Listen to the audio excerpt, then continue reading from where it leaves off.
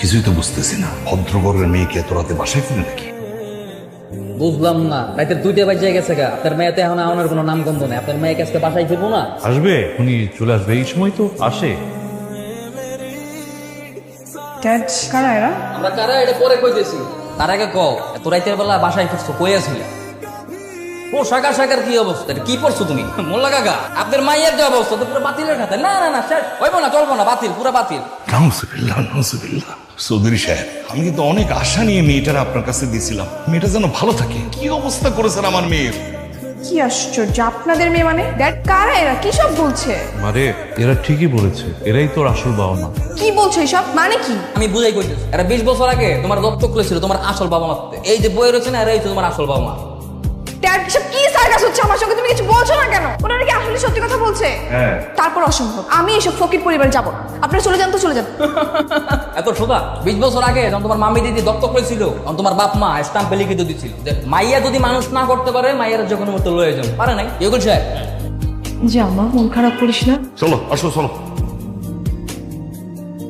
What is this? এটা আপনার বাসা? হ, আমাকে বাসা। ইম্পসিবল, আমি তো এখানে থাকতেই পারবো না, আমি চলে যাচ্ছি। এই দাঁড়াও, যাইতেছি মানে কই যাইতেছি? কইলেই যাওন যায়, এত সোজা? আপনি কোথাকার কোন রাবিশ আসছেন আমাদের মাঝখানে নাক গলাতে? আমি রাবিশ না, আমি বললাম জহির। সম্পর্ক তোমার চাস্তু ভাই না, আমি খালি তোমার চাস্তু ভাই না, পাশাপাশি আমার আরো বহুত পরিচয় আছে। প্রত্যেকটা পরিচয় ধাপে ধাপে জানতে পারো। তাই শোনেন, আপনার এইসব পাও কথা শোনার টাইম আমার নেই, আমি যাচ্ছি। আগে কোনো চিন্তা করে না, টেনশন করেন না। এই কি তুই? বাহ, তোমরা কি আরামে ঘুমাচ্ছিলে, আর তোমাদের মেয়ে রাস্তা রাস্তায় ঘুরে বেড়াচ্ছে। তোমাদের একটু দয়া হচ্ছে না আমার জন্য?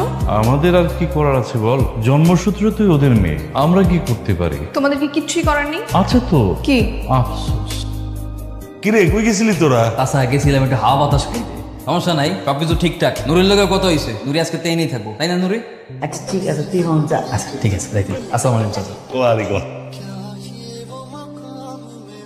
কি ব্যাপার, বলা নেই কয়া নেই, হুট করে তুমি একেবারে ড্রয়িং রুমে এসে বসে আছো?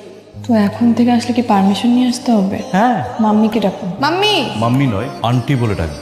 আচ্ছা আমার কাকা, আমি বুঝছি, সমস্যা নাই। উদয় আজের ফাঁকা চাঁদের কোনো লাভ নাই। আসল কথাই আই, ধরো তো একটা সময় আপনাকে মাইয়া ছিল, তো সেই হিসেবে ওর প্রতি তো একটা দায়িত্ব আছে না? হ্যাঁ তো তো সেই হিসেবে মনে করেন যদি ওরেন কাজ বাজের ব্যবস্থা করে দেন।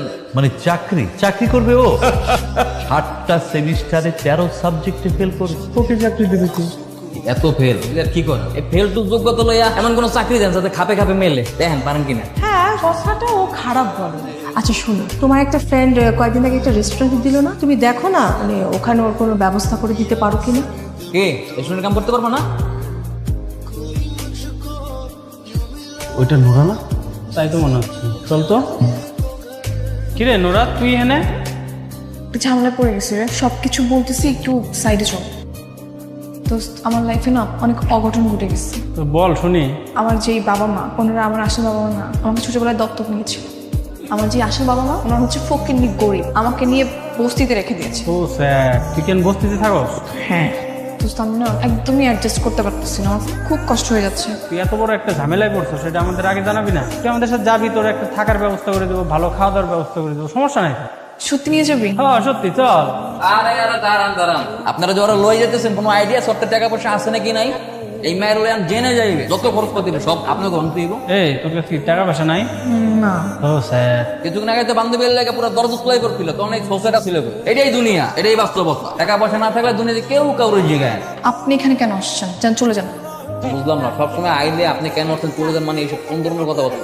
আপন ভাবে কি হয়? আমার সমস্যা কি? আমি খালি একটু ফুটকি ব্যবসা করি, টাকা পয়সা কম কামাই না, ভালোই গেল। আর পোলা তো আমি দেখছি শুধু খারাপ। আচ্ছা বরং তোমার সহজ সমাধান দেই, তুমি আমার লাগে সোজা কাজে বুঝে যাবা, কাজে বুঝে গিয়ে তুমি এরকম বিয়ে করবো, সুখে শান্তিতে সংসার করবো। চলো আও। Just get lost.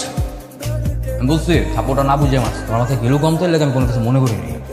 ওটা কথা মনে রাখতো, আমি তোমার কিছু ছাড়তেছি, আমি সবসময় তোমার কিছু ছায়ার মতো লেগে। কি রে দোস্ত, কি অবস্থা তোদের? আর কইস না তো। ও স্যার, ওর তো থাকা কারো জায়গা নেই। আচ্ছা, তোমার থাকার প্রবলেম সেটা তুমি আমাকে আগে বলবো না? তুমি চলো, আমার ফ্ল্যাটে থাকো। তাইলে তো হয়ে গেল। ওর ফ্ল্যাটে থাক, ওর ফ্ল্যাটে অনেক জায়গা। চল তাহলে।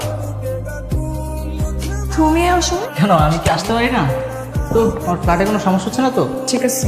আচ্ছা নোরা, হাত ধরতেছো কেন? আরে বসো এখানে।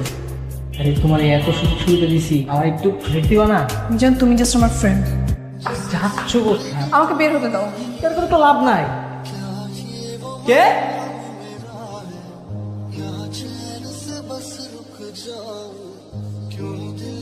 তুমি না আসলে আজকে অনেক কিছু কিছু হইতো না। তোমার একটা কথা বলছিলাম না, আমি ফুটকি ব্যবসা হইতে পারি, কিন্তু সবসময় তোমার পিছনে ছায়ের মতো লাগিয়ে থাকে। এটা আমার জবান আছে।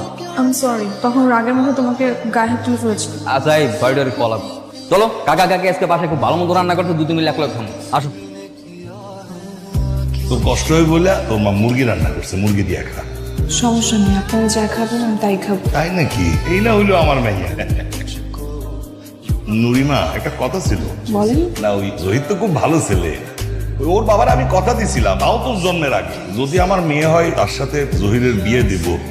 আচ্ছা আপনি মানে হুদাই, মানে আমি কইছি একবারে সব কথা না। আচ্ছা আমি এসবের মধ্যে নাই। নুরির আলাদা জীবন, সে তার লাইফ নিয়ে ভাবুক, সে তার সিদ্ধান্ত নিক। আমি এইসবের মধ্যে নাই। আচ্ছা আমি রাজি। আলহামদুলিল্লাহ। আস্তে ধীরে না আপনারা সবকিছুর আয়োজন করেন, আমি আমার জীবনটাকে সুন্দর করে সাজাতে চাই। কি তোমরা এখানে আমি রেখেছি। কেন? শুনলাম তুমি নাকি খুব কষ্টে আছো, তাই আমরা ভাবলাম তোমাকে আবার নতুন করে দত্তক নিই। না, আমি অনেক ভালো আছি, আমি ওখানে থাকবো। আসলে তুই আমার ওখানে থাকবি? এই আলিশান বাড়িতে তুই ফিরে আসবি না? না। তবে হাসছেন কেন? হাসি কারণ আমরা সাকসেস। মানে? আমি তোমার পালিত বাবা, আমি তোমার জন্মদাতা পিতা। তার মানে এতদিন সবাই মিলে আমার সঙ্গে নাটক করেছেন?